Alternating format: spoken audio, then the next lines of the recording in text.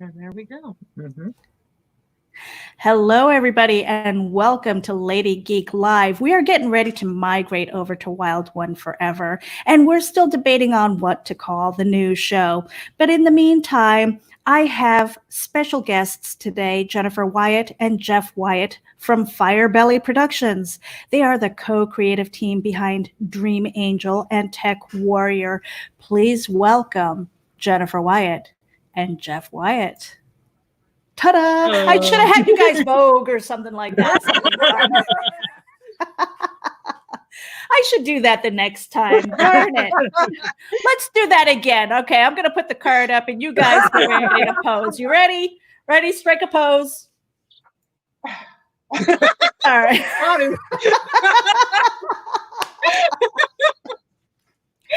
Hello. That was fun. What a great icebreaker.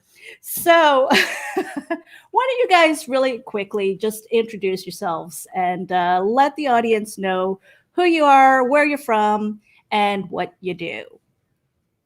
Like you said, my name's Jeff Wyatt. This is my wife Jennifer, and we're based around Pittsburgh, PA. And together we are Firebelly Productions. We do comic books and plush action figures like this guy here.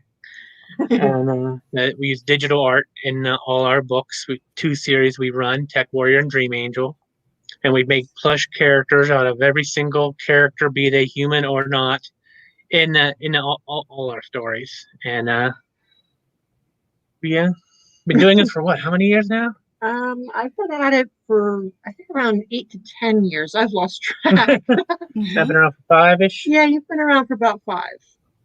And Jennifer, how about you? Were you always in the Pittsburgh area? Is this someplace that you migrated to? I migrated here. I'm a purebred California girl. Oh wow! So that must have been culture shock. A little bit, yeah. I moved to Nevada after high school with my parents, and after a college fiasco I don't want to get into, I started up the Dream Angels series on my own because publishers would not touch it with a 10-foot pole. For one reason or another, they just wouldn't have anything to do with me. So I said, "The heck with this! I'll prove them wrong and do it myself." Well, you know, he discovered my page while I was running games and things. I think he can tell that story better than me. Well, I am actually on my own comic book journey. And, so I have another show. It's called The Comic Noob, and it's basically chronicling my progress with, starting from a story because I'm a writer and I love writing stories and trying to script that out. And then this whole process, the whole business side of things. So I know it's not easy. And, rejection is not easy either. So, I mean, good on you for really taking the bull by the horns and just saying, you know what, screw it, I'm just going to do it anyway, and find your audience. So you've been doing Dream Angel for how many years now? About 10 years now. Okay, because you've kind of got, when I was looking online, I think you're up to 24 issues. 25, actually. 25. Wow, that's a huge milestone. Yeah. For a lot of comic books. That's not easy to do. And so tell me about the creative process, because I know that Jeff and you co-write, and I've seen that he does some editing. And I also know, Jennifer, that you are an artist, so you do your 3D renderings and things like that. So you do a lot of digital art. What was it like to, I guess, share the Dream Angel story with somebody else? Because I know that's sometimes hard to let go of the reins. And then what is it like to create together? On my own, I would just be kind of willy-nilly with the story. Whatever came to mind, I would write it up. I would see how it worked. And as I was rendering is when I would do my editing. Because when I was what I could render would dictate how the story would go partially. Mhm. A lot of the times when I write something out, if I don't have the assets at the time of the rendering, well, that has to go. That idea's out the window. I can't do that. Right. And I was going to say, Jeff, I'm pretty sure that's really hard to say, well, honey, this is a real hot mess. You know, what is your process then? How do you, I mean, do you walk on eggshells, or are you fairly honest with it and trying to get the best story out there? Well, when we first started, I mean, I knew coming into it, Dream Angel was her baby, and she wanted to make it to our baby, and so I was just kind of I did my research first, and I tried to like, okay, well, what do you have? Like, why did you do this? Why, asked her questions so I would understand how she got to there. And then when she explained her process to me, which you just now heard, I'm like, okay, well, maybe we can start looking at things before we get that far into the final part of the process. And then she would let me look at the script that she'd written out. I'm like, okay, well, and then I would just start asking questions. I'm like, okay, so why does this do this, and why does that do that? And we kind of just go back and forth, and that's how the editing bit started. And then when we finally got up to the point where she had already stopped writing scripts and we could start writing scripts together, then we could do it from the beginning, where we would still ask those questions, but I would throw out my own ideas here and there, and we would work them, try to see how it worked. She would tell me if, no, I can't render that, or whatever. I can't, if it would work artistically or not. And I would just throw out whatever idea sometimes just to see if I wanted to push her. I wanted to try and make her art grow with each issue. Sure. That is so important to see the progression. So, you know, when you go back to issue 1 and you now to 25, again, that's a huge milestone to carry on with the story. There's number 25. There you go. Oh, yes, keep it up. I'm going to put it on the big screen. There you go. Yeah. Congratulations on that. That was just last year, if I remember right. I believe so, yeah. So well into working on 26 then, or are you looking at maybe a different title? Oh no, we plan to continue on. We here a little behind the curtain moment. We've written scripts well up to at least 30, and we plan on continuing one forward. It's just a matter of time. I mean, when we got married about 3 years ago, coming up. Yeah. And obviously, in her big moving from the West Coast to the East Coast was huge life changes. So that kind of disrupted the book schedule for a little while. So we're not as far along as we would be if we had kept up the schedule, because major life things happen. Oh yeah, sure. Yeah, we have no plans to end the series anytime soon. And have you thought about maybe collaborating with other people and kind of going outside of your world, or inviting other characters into yours? We did do that. We actually do have some of our issues do have collaborations from ICC members. Oh, very cool. So ICC, in case anybody doesn't know, they are the Independent Creators Connection with Terrence Baker. So shout out to them too, because they are wonderful for collaborating and just having a really cool network of people.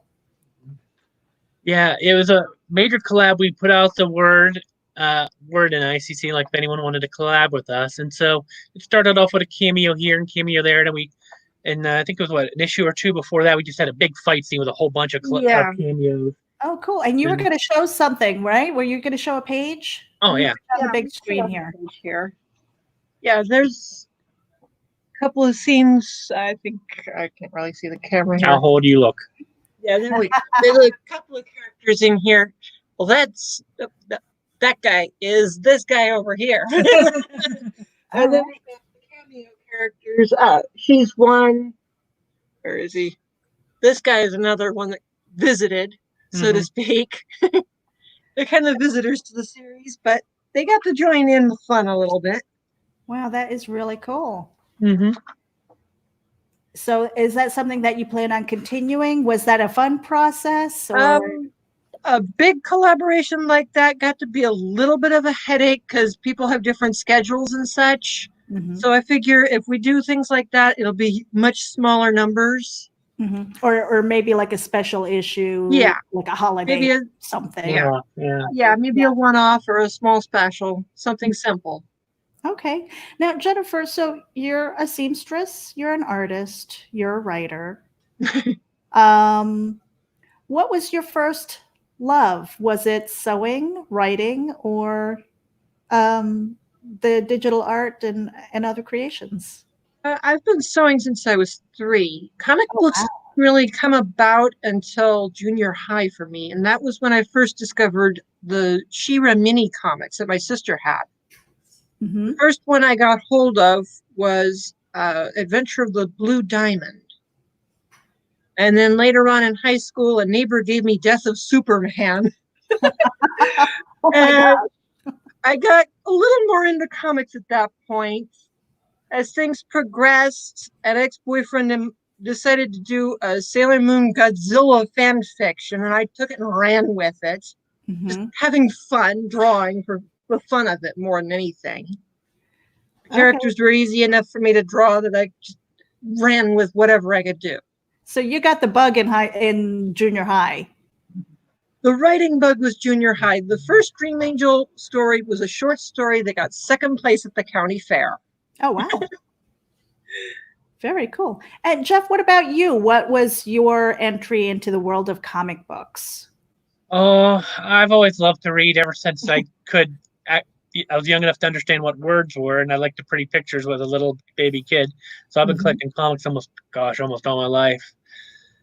And so I've been reading, by the time Death of Superman came out, I probably have a big old long box full of old comics and such still in the basement.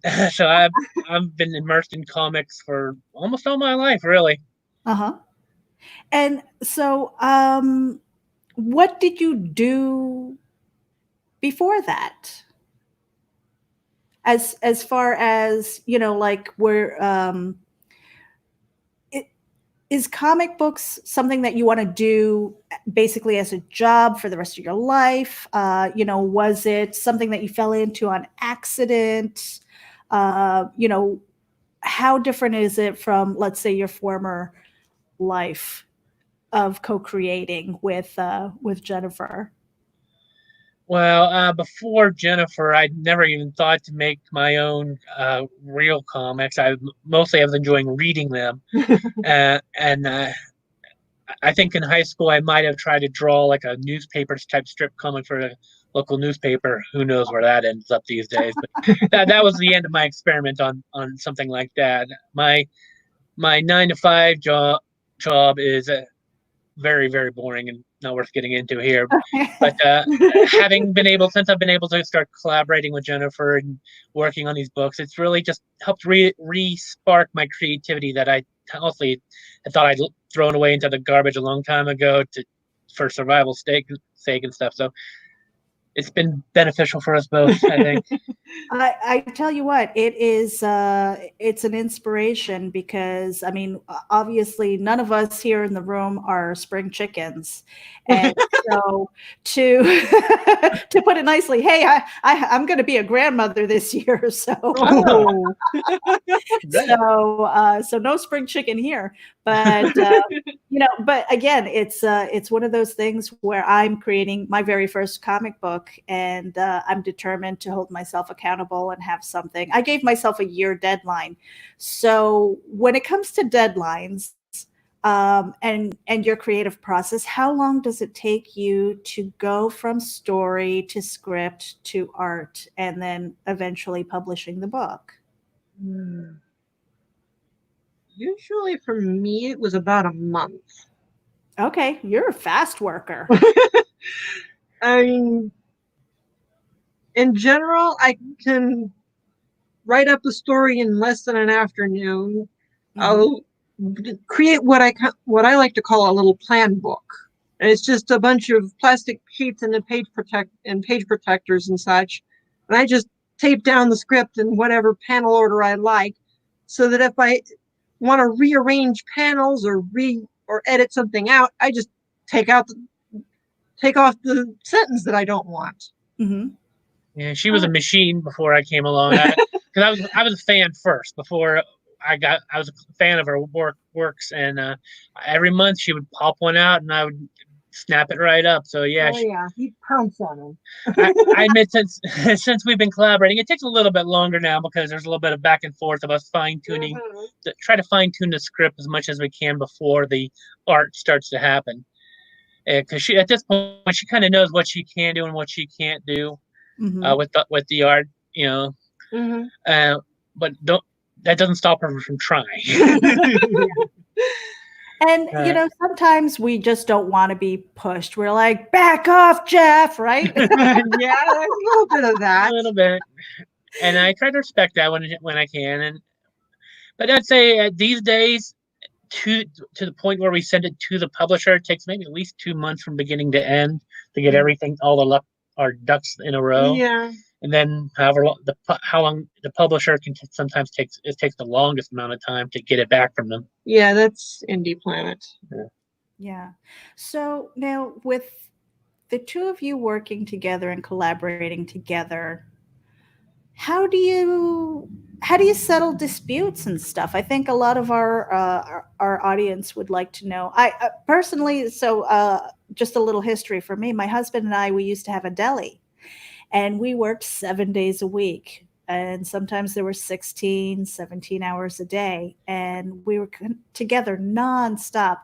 But in a retail situation, as soon as somebody walks in the door, it's a customer, you put on your face. You smile and say, hey. Yeah. And they're like, people were mystified. They're like, how have you not killed each other? How are you smiling? It's like, dude, because you walked in the door, okay? And I just have this memory of my mother, when we were little, she'd be screaming, rah, rah, rah, rah, rah. And as soon as the phone, hello, so it was like, it's kind of like that. So when you have your disputes and everything, who's the referee?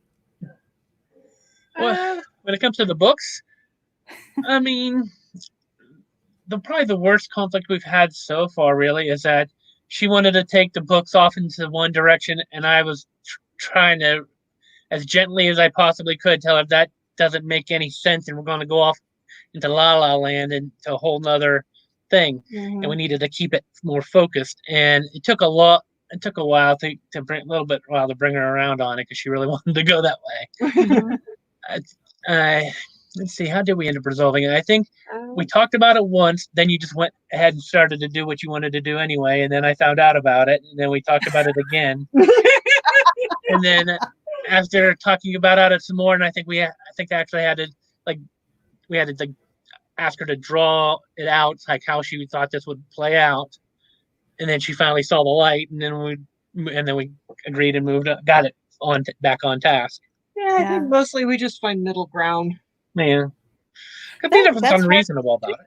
Mm-hmm. Yeah, I mean, that's hard to do, especially if you believe that you have this clear vision. And I've done that with writing, beating myself up and just like hammering down. I'm like, I'm going to write through it. And I'm still stuck, and it doesn't matter which way.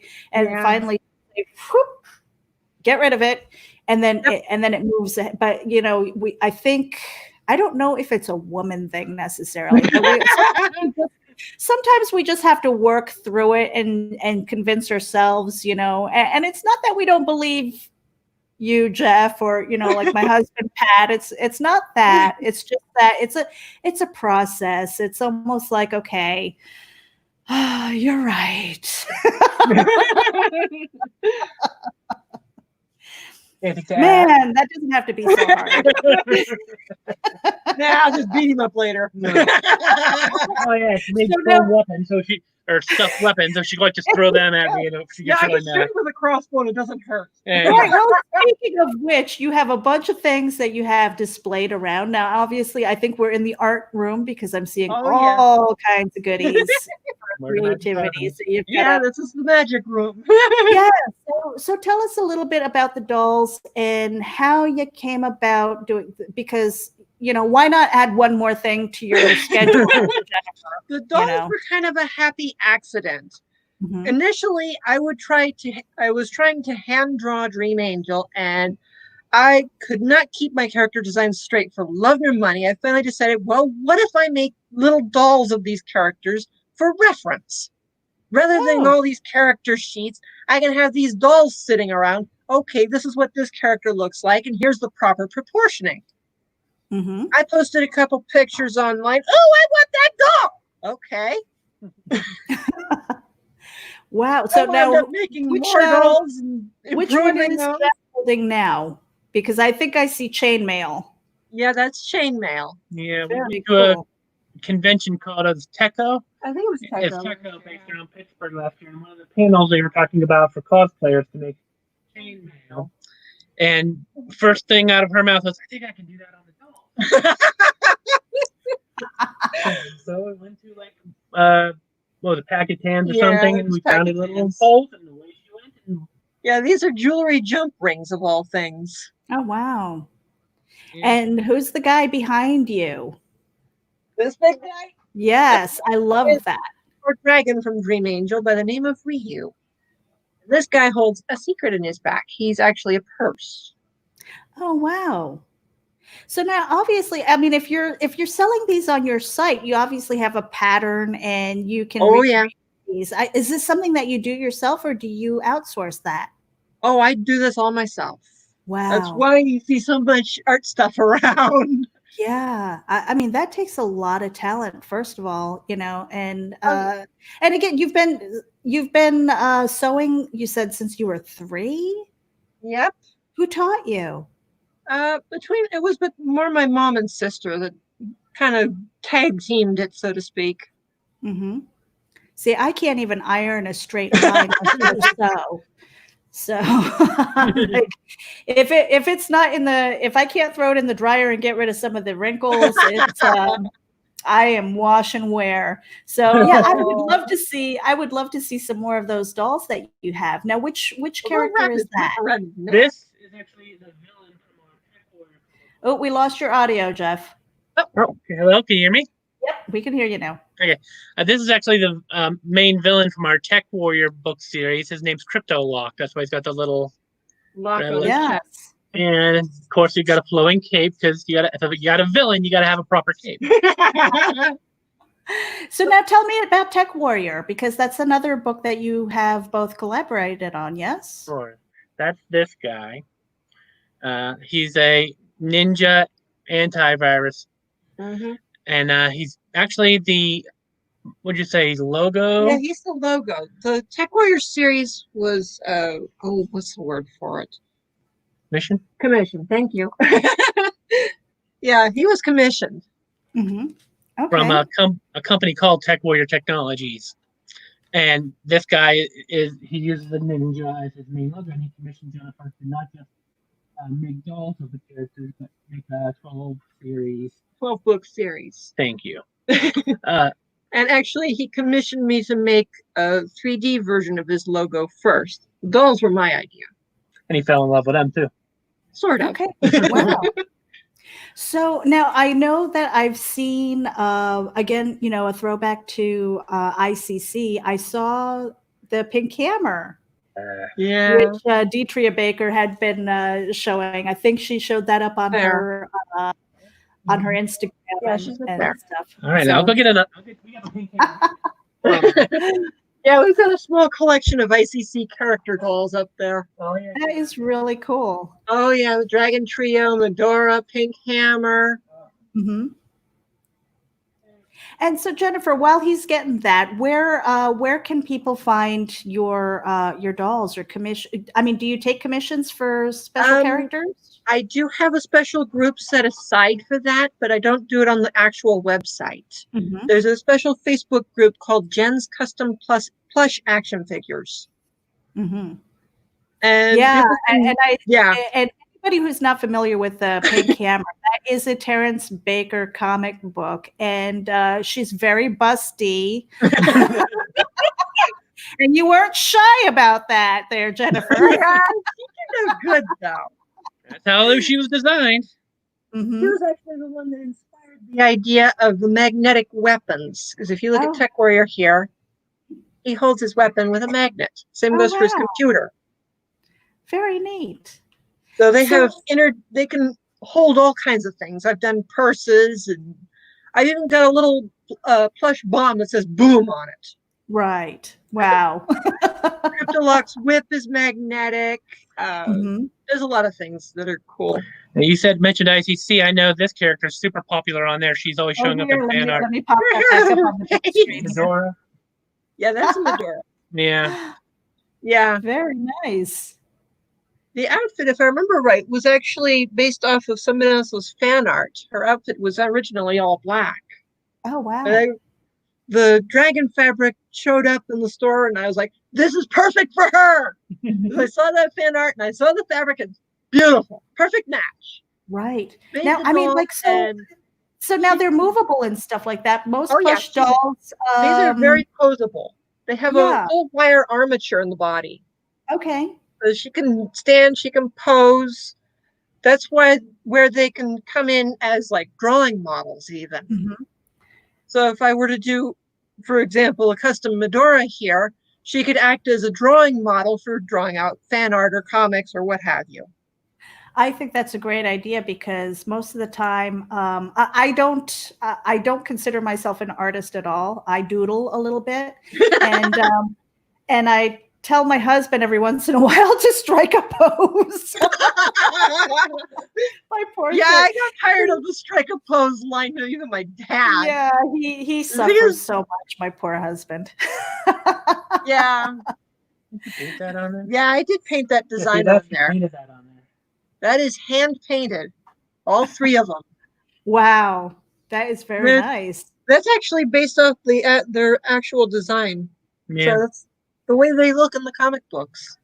So we have someone in YouTube who's watching your dynamic future. I don't know your real name, but he says, that looks like my lockdown hair. Which one? Probably all of them. And the outfit looks like my Saturday night dancing gear. Probably. You're from the 70s, aren't you? Oh my goodness. So now you guys have an anniversary coming up. Mm-hmm. Yes. How many years into the month? 3 years. Congratulations.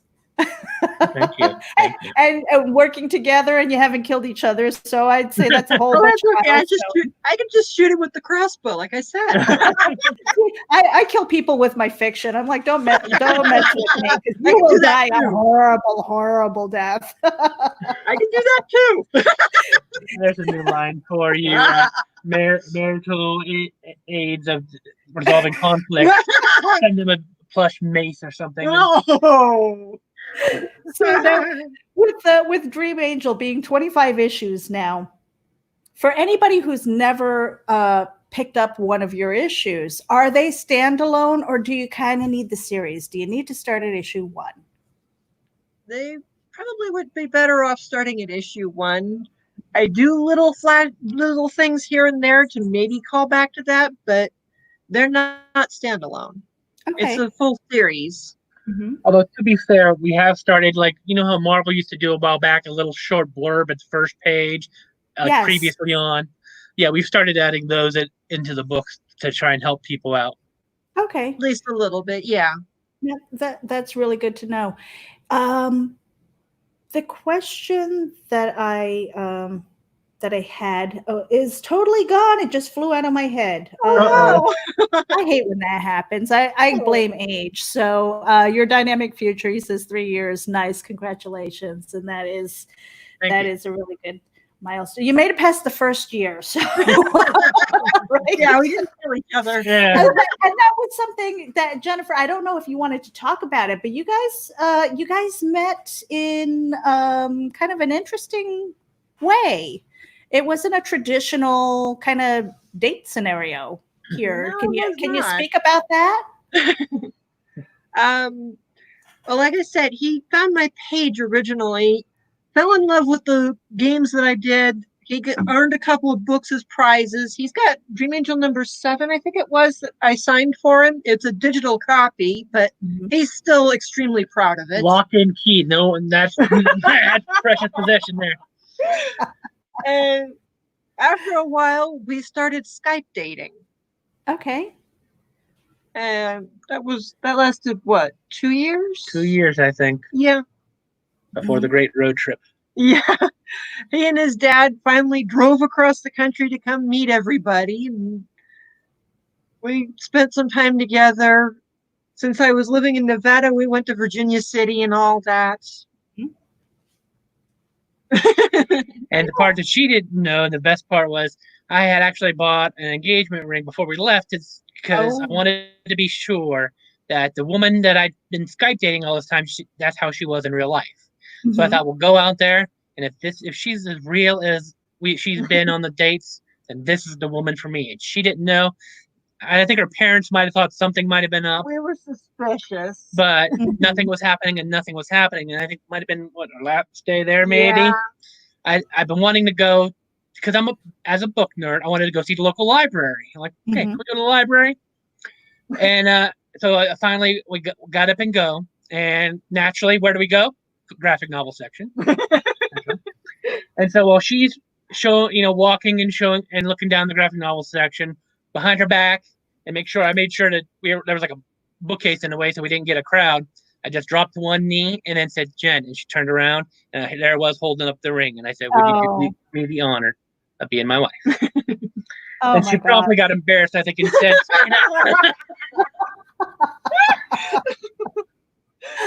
Oh my goodness, that must have been a huge surprise for you, Jennifer. To a point. My parents had spent the week going, "When's he going to propose? When's he going to propose? When's he going to propose?" Apparently, I won them over. No, you made them suspicious by asking my finger size. Yeah. I couldn't think of a sneaky way to do that, unfortunately. Yeah. Personal trip to Penny's to get him to size my finger for the ring. Yeah. You had no idea I was going to do it then and there, did you? No, I didn't know when. I kept telling my parents that I don't know when he's going to do it. That's something about the relationships that we have online is sometimes we are brought together a lot closer because I think there's that when you connect with people in a real way and that communication is there, I think it's a little more honest than a lot of people who maybe put up a front, and so I know for me personally, some of my best friends, I've never met them in person, but we communicate every day. And, we're either on the DMs or chatting and every once in a while we exchange phone numbers and stuff like that. And we're talking. And again, people you never meet. And it's devastating when they disappear for whatever reason. And, and you're always left wondering. So it's really cool that you guys found your way. And that's a huge hurdle, first of all, to kind of pick up and move from, across the country.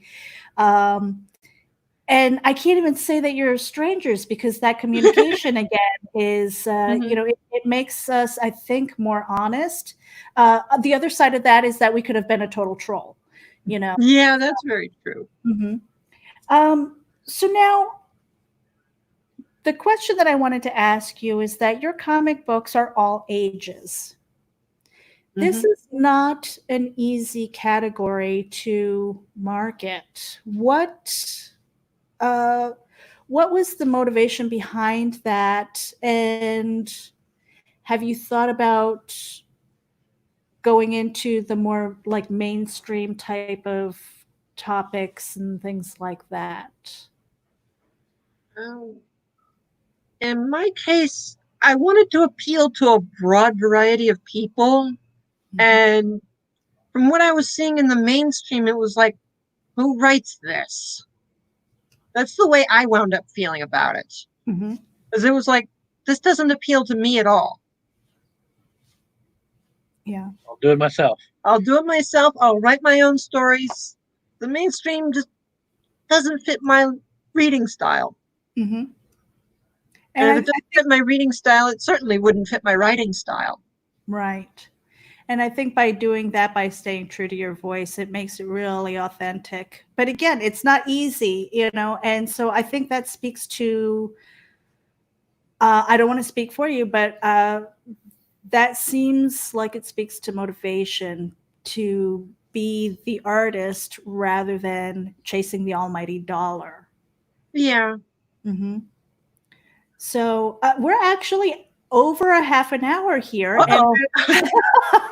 And you know what? As long as the conversation is going on, we will continue. But I wanted to you to have an opportunity to let people know where they can follow you, where they can follow you on social media, and maybe buy some of those amazing plush dolls.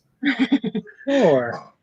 On Twitter, you can find me at Oriel and George, Oriel and George. You can find her under at all one word Dream Angel 1313. Mm-hmm. Now, Indie Planet has it indieplanet.com dream-angel-comic-books has all the books that are currently available to be published. We have a Facebook page with Dream Angel Comic Books, and we have a Facebook group, Firebelly Productions. The page is more for the business side of things, whereas the Firebelly Production group is more for fans and talking about it. Mm-hmm. And you can reach us via email at firebellyproduction@gmail.com. And we have our own website store at www.dreamangelsparadise.com. And there, all the books are available for sale, print and digital, as well as all the dolls we've shown. And even more stuff that we haven't even brought up that is available there too. So we try to cover all our bases. And your dynamic future is chiming in, says I am looking at the Hillbilly Hoot right now. Cute little fella. Yeah, that was a third series that we sort of started, but it needs work. So tell us a little bit about Hillbilly Hoot, because that is actually on my questions list. What is it about? Because I love the name. That is another commissioned series. A friend of ours runs a radio show. I forget what he calls it now. Radio? Yeah, I think he's changed the name a couple of times since then. He's part of our Facebook group, so you might be able to catch him in there. But he runs a veterans radio station of sorts of his own, and he calls himself Hillbilly Hoot, with his logo being an owl. And he wanted to do a little comic book series based off the owl that discusses the tools that the Navy uses, like the boatswain's whistle, for example. He wanted to make it kind of an educational series. Okay, very cool. Yeah, because I hear hillbilly and hootin', I'm thinking hootin' and hollering and all kinds of stomping around the bonfire. Yeah, he's a little owl that wears overalls, and there's a plush figure of him on the website. Oh, that's amazing. So usually the last thing I ask my guests, and I'm going to go to you, Jeff, first. If you could go back in time and tell your younger self one thing, what would it be? Oh, that's a hard question. There's a lot of things. One thing. There's one thing I could tell past me, it would be hang in there. One day you're going to find her, and it'll be great. That's so sweet. Brownie points. And Jennifer, how about you? If you could go back in time and tell your younger self one thing, what would that be? Study art a little harder. Don't bother with the animation. That's interesting. Now, is there anything else that you wanted to share? Any announcements or anything like that? Well, we are working on getting number 26 for Dream Angel published, and hopefully Indie Planet will have that out soon. And then once they have it obviously published, we can also start offering it for print sale. We can offer we're considering offering digital versions of the books by ourselves, and therefore we can offer more books and faster than Indie Planet can do a turnaround for print. Although we know digital is not exactly super in demand these days. That's true. So the next one, Dream Angel 26 and Tech Warrior number 7, I think still has to come out for print. Yeah, those hopefully will be coming out they'll be the next ones up, and hopefully everybody will enjoy those when they come out.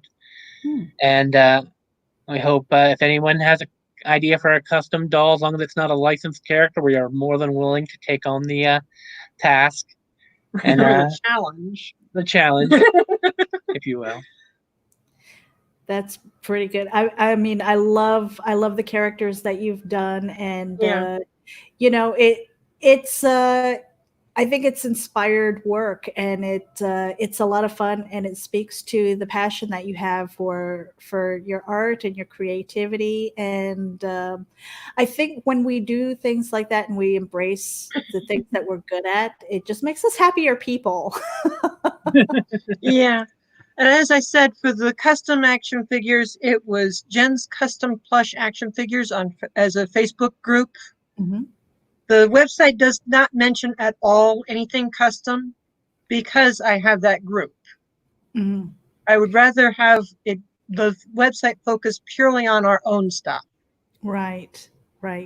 So I guess if you're an ICC creator and you've been rubbing elbows with each other, I did want to ask you one thing before we leave, and I really thank you for taking the time with me and extending this time.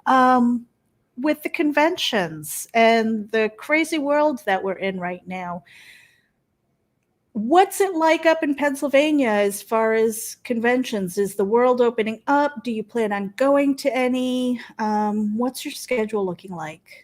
Well, as far as I know, all the ones in PA have been just rescheduled for next year for anything for the rest of the year.